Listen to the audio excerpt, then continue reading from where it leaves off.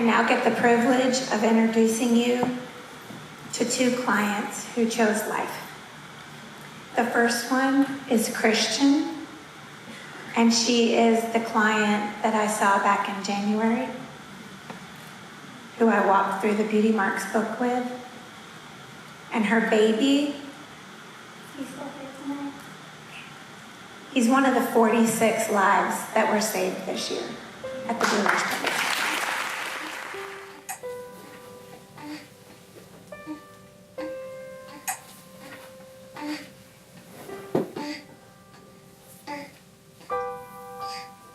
I was previously married.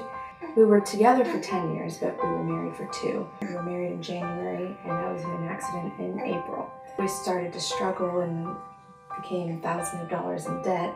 My ex-husband started working nights, and he was working a night shift 7 days a week, and he would work 12 to 18-hour shifts, and when we counted it up one time, it was 173 days straight with no days off, working 12 to 18-hour shifts. So he was exhausted. He was taking the drugs to stay awake. The pills that he was taking made him very aggressive. He came home and I wasn't doing what he wanted me to be doing, and so he pulled a gun on me. And I moved out. I moved in with my mom. When I moved in with her, I met the father of my son. We were just friends at first, and I tried to go back home to my ex, and he just continued being physical and abusing me in different ways, and so I decided it was just time to call quits. And so I left again, and shortly after that I found out that I was pregnant, and I went to him and I told him that I was pregnant, and he wasn't thrilled obviously, but he also wasn't too upset about it. About a week after I told him, he just went off of his rocker again, and he pulled a gun on me, threw me down, and told me he was going to shoot me and my unborn child. I left that night, and the next day he was arrested. They wanted to do a sonogram immediately to make sure that the baby wasn't hurt, and we weren't exactly sure at the time how far along I was. And when we did the sonogram, I was 5 weeks, and so you couldn't see the heartbeat, but I knew it was there. And I knew that he was still a baby, and it wasn't just a clump of cells. It wasn't just something to be taken lightly. It was a life, and it was a real life. It was my son. The baby's father and I broke up. We stopped seeing each other, and my mom was not okay with that. She thought that because he was the father of my child that I needed to be with him. And so I moved back home. Even though I was not with my ex, we were just living in the same vicinity.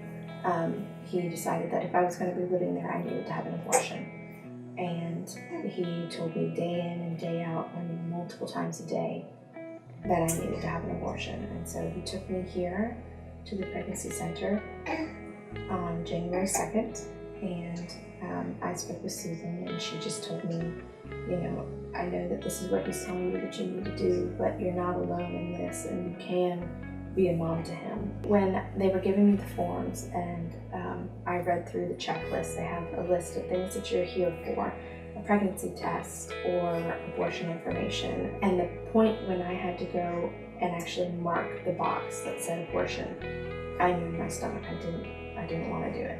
I was hesitant from the very beginning. I didn't want to do it, but I felt like I didn't have another choice, especially with him hounding me about it. And so when I decided to come here and at least, hear him out and get some information, checking that box, I just knew it wasn't for me. And when I got out to the car, I was just in tears. And he just looked at me and said, "You're not going to do it, are you?" And I said, "Look, I don't want to fight about this.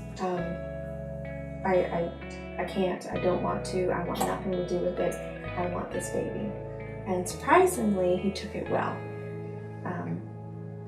In February, he went back to jail, and it was a whole lot easier for me to come to terms with the decision that I had made and that I was going to keep this baby, because he was no longer on my back about needing to have an abortion. I spoke with the baby's father about it, and he said, He never wanted me to have an abortion in the first place. He wanted me to have this baby and raise this baby. And the first sonogram I went by myself. And the second sonogram I brought his dad, and his dad and I stared at that sonogram, and we looked at his heartbeat, and we both just held each other and cried, and it was just amazing. It really was. You see that flicker, and it's a heart, you know, and it's just like our heart that's beating in us, but it's so small, and it was an amazing feeling. So in May, I gave birth to the baby, and since then, we're doing fantastic.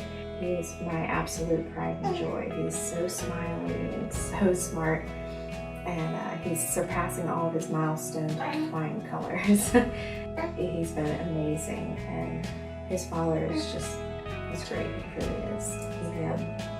He's always there for me and for the baby when we need him. And if I just have a look on my face where he thinks that I need a break, he'll take the baby and just give me time to kind of compose myself, or even just, you know, go relax for a minute, take time to myself. And most moms don't have that, and I consider myself very lucky.